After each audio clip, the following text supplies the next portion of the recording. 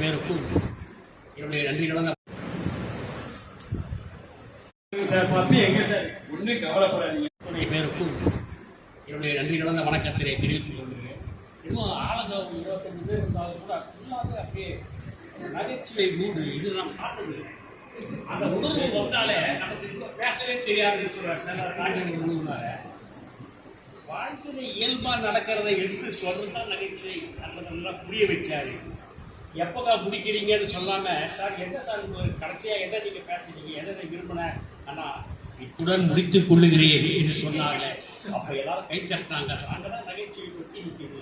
இப்ப கூட சொன்னார் ஒருத்தர் பேசும்போது கம்பரை தெரியுமா நீங்கதான் அவரை தெரியுமா இவரை தெரியுமா. இப்போ இலக்கிய கூட்டம் நடந்திருக்குது. ஒருத்தாங்க வந்து உள்ள வரான் வாட்ச்மேன் நிப்பாட்டுறான். உங்களுக்கு கம்பரை தெரியுமா கம்பராமாயணம் தெரியுமா புரியுது சார் கம்பரைங்கிறார். ரைட்டு உள்ள போகலாம். திருக்குறளை பற்றி பேசிட்டு உனக்கு திருவள்ளுவரை தெரியுமா ஒரு குறள் சொல்லு ஒரு குறள் சொல்லிட்டு அடுத்து ஒரு அரசியல்வாதி வர்றாரு.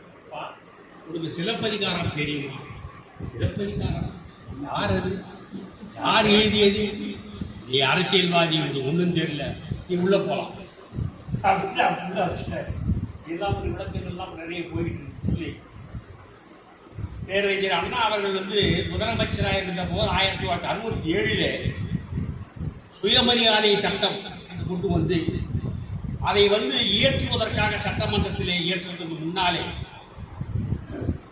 பெரியாரிடம் கொண்டு போய் அந்த சட்டத்தை காட்டி ஒப்புதல் வழங்க வேண்டும் என்று விரும்பி வீரமணி அவர்களோடு அண்ணா அவர்கள் செல்லுகிறார்கள்.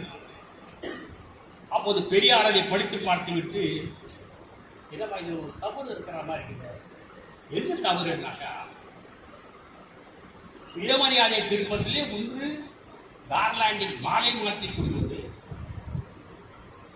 அல்லது தாலி கட்டிக் கொள்வது அன்று அப்படின்னு போட்டாங்க. கார்லாண்டின் அன்று தாலி கட்டிக் கொள்வது சொல்லும் போது அப்போ சுயமரியாதை திருப்பத்தில் இந்த மாதிரி போட்டீங்கன்னா என்ன நினைப்பாங்க ஓஹோ மாலையும் மாற்றணும் தாலியும் கட்டணும் அப்படின்னு ஆயிடும். அப்படி செய்யக்கூடாது. அன்பு எடுத்துட்டு கார்லாண்டிங் டையிங் அப்படி போட்டு நீங்க சட்டமன்றத்தில் செய்யுங்கன்னு சொல்லி அண்ணாவர்கள் சொல்கிற போது சொன்னார்கள் பாத்தியாயா நீ ஒரு எம்ஏ பிஎட் நான் ஒரு எம்ஏ நமக்கு ஆங்கில புலவை கொஞ்சம் கூட இல்லையா அப்படின்னு பெரியாரை பற்றி புகழாக இருந்தாங்கன்னு சொல்லி 5 மணிக்கு ஒரு கூட்டம் புறம்பேட்டு காரணத்தினாலே உங்களுக்கு நன்றி கூறி விடைபெறுகிறேன். நன்றி வணக்கம்.